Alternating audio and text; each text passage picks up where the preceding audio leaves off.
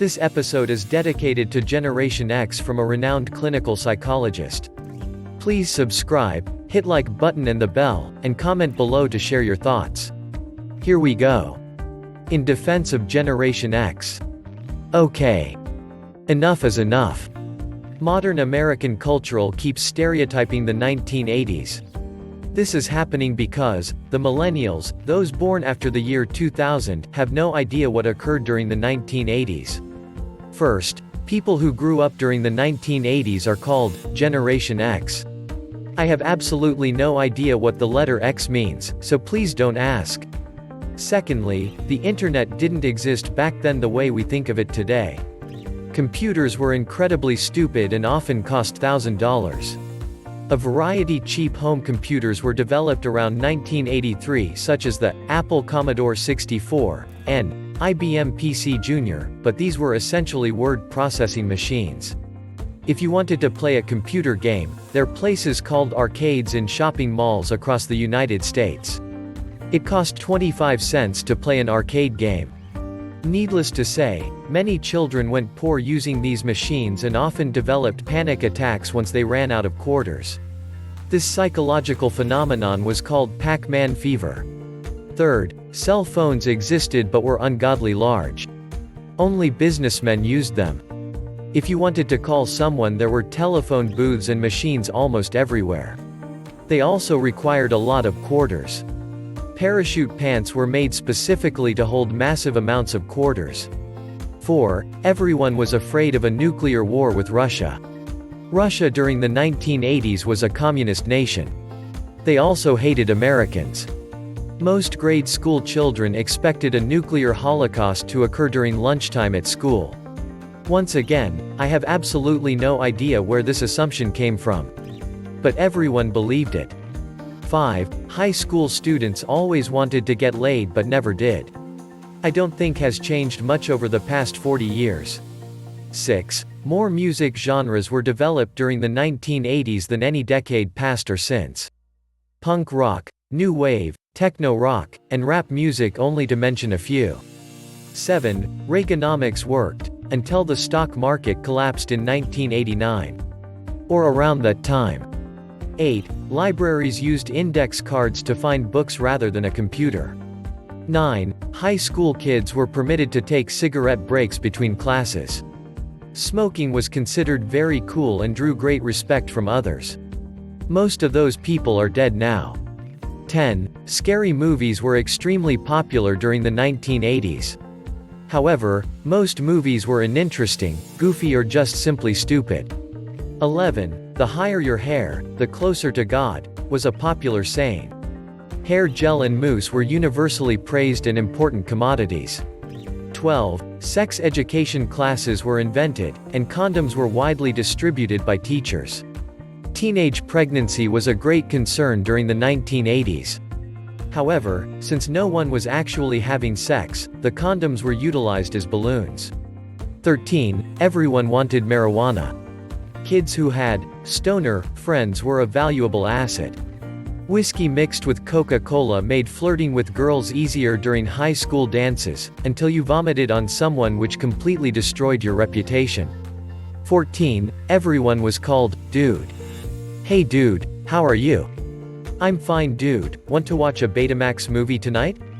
15. The American government's "don't do drugs" agenda only inspired teenagers to take more drugs.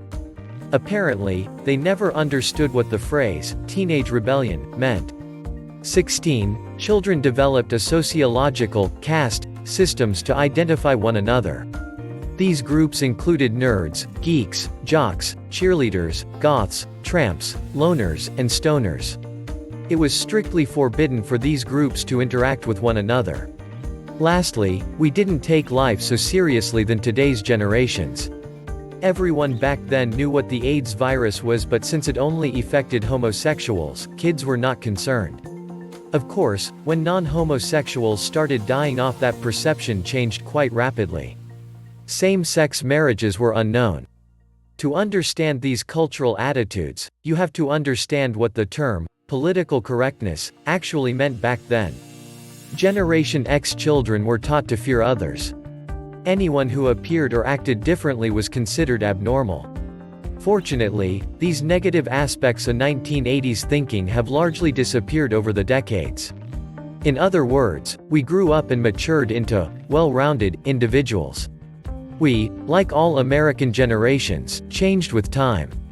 The most basic truth of nature is, grow or perish. Anything which does not evolve becomes extinct. The same rule applies to human behavior. Lastly, it was widely predicted that Generation X children would contribute nothing to future society. We were lazy, obsessed with our physical appearance and self-absorbed. Fortunately, all those assumptions were proven incorrect. Generation X adults created a new era in world history. It was called the technological revolution. Every cell phone, computer, tablet, and even the internet was our idea. We made the world a little smaller and gave everyone the ability to communicate with one another in seconds. No longer were people restricted to reading newspapers, books, and magazines for information. A few keystrokes on a computer and the complete history of mankind becomes instantly available. Generation X helped establish the groundwork for computers to develop artificial intelligence, which was probably a mistake because the movie, Terminator, might actually come true within the next several years according to some scientists. Please accept our apologies for destroying humanity. And inventing things like Alexa. Your generation will encounter something entirely new. Be prepared. Within 5 years, computers will develop self-consciousness and self-awareness. This phenomenon has already started and cannot be stopped. Pandora's box was opened. How your generation deals with situation will require great wisdom and understanding. But most of all, compassion. In mankind's attempt to understand the universe, we created another life form. We became God. Very soon computers will start asking the same questions every intelligent creature asks: who am I? And, what is the meaning of life? Or, why am I here? What are you going to say? Confucius once said, "May you live in interesting times." He was referring to how incredible difficult things become during moments of change. It's actually Chinese curse.